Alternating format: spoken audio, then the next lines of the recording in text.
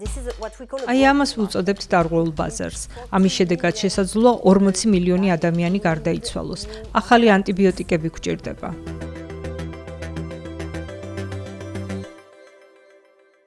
მოგესალმებით გადაცემაში მთავარი კითხვა. ეს გახლავთ ევრონიუსის გადაცემათა სერია, რომლის ფარგლებშიც ბიზნეს სამყაროს ყველაზე გავლენიან ადამიანებს ვესაუბრებით. მე ანგელა ბარნესი ვარ და დღეს ჩვენი სტუმარია ესტელ ფრიუშე, კომპანია შიონინგი ევროპის საფრანგეთის ფილიალის გენერალური დირექტორი. ძალიან სასიამოვნოა, რომ დღეს ჩვენს გადაცემაში მოგბრძანდით. დიდი მადლობა, ჩემთვისაც სასიამოვნოა. პირველ რიგში ესტელ, მოდი აგვიხსენით, მაინც რა არის კომპანია შიონინგი ევროპის საქმიანობა. რა საკვირველია? შიონოგი იაპონური კომპანია, რომელიც თითქმის 150 წელი ანტიმიკრობულ პრეპარატებს აწარმოებს და ჩვენ რაც შეგვიძლია ვიბრძვით ანტიმიკრობული პრეპარატებისადმი უგრძნობლობის, როგორც ჩვენ ვუწოდებთ, AMR-ის წინააღმდეგ. ეს მართლაც რომ მთავარი საფრთხეა საზოგადოების ჯანმრთელობისთვის არა მხოლოდ დღეს, არამედ სამომავლოდაც. გასაგებია, მოდი ჩვენც AMR-ი ვუწოდოთ. როგორც თქვენ ბრძანეთ, ის სრული ტერმინის შემოკლებული ვერსია გახლავთ და აღწერს მდგომარეობას, როცა ინფექცია მკურნალობას აღარ ექვემდებარება, რადგან მედიკამენტები აღარ მოქმედებენ. ასეა. ზუსტად ასეა.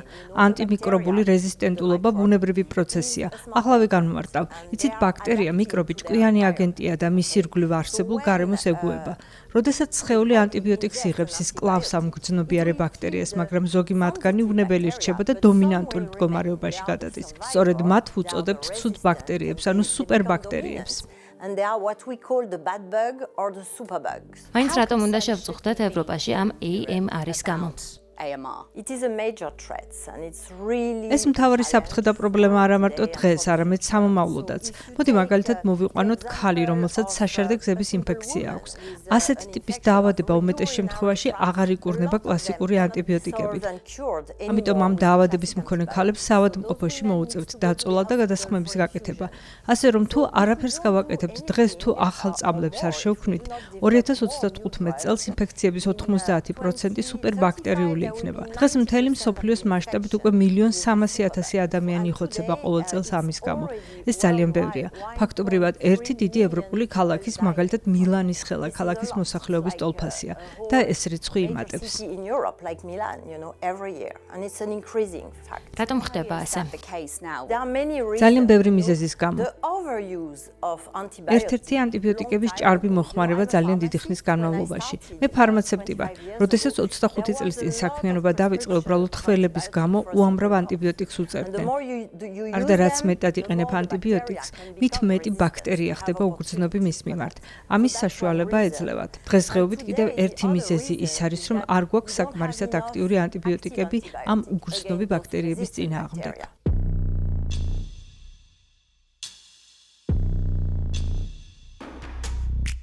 მოდი მის ეკონომიკურ მხარეზე ვისაუბროთ. ჯანმრთელობის გარდა ესტელ რა ეკონომიკურ ზიანს აყენებს ევროპას ანტიბაქტერიული რეზისტენტულობა დღეს?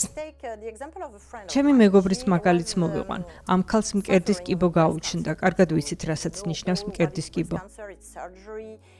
ეს არის ქირურგია, ქიმიოთერაპიის ხანგრძლივი კურსი, რომლის შედეგადაც ეს ქალი ფაქტობრივად რემისიულ მდგომარეობამდე მივიდა. ქიმიოთერაპიის ბოლო გადასხმის დროს საავადმყოფოში სუპერბაქტერია გაუჩნდა. მაინც რას ნიშნავდა ეს ამ პაციენტისთვის? მოუწია საავადმყოფოში დარჩენა და უამრავი ანტიბიოტიკით გაჭყება. რეანიმაციაშიც კი მოხვდა და მუშაობა აღარ შეეძლო.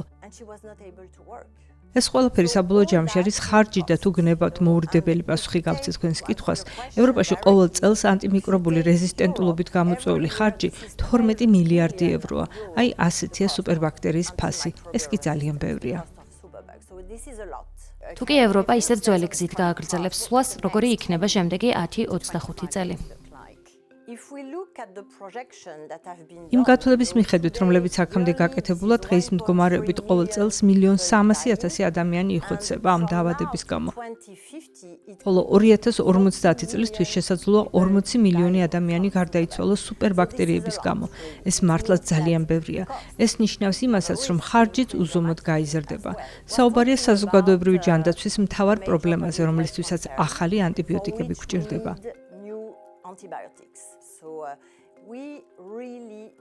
ასე რომ აუცილებლად ყველამ ერთად უნდა ვიმოქმედოთ, რათა ეს ბრძოლა მოვიგოთ. ეს არის ბრძოლა სუპერბაქტერიებსა და ახალ პროდუქციას შორის და ამის მოგება მხოლოდ თანამშრომლობით შეიძლება. თქვენ ამბობთ, რომ ახალი ანტიბიოტიკები გვჭირდება, მაგრამ ეს ძალიან დიდ ინვესტიციას მოითხოვს, რა თქმა უნდა.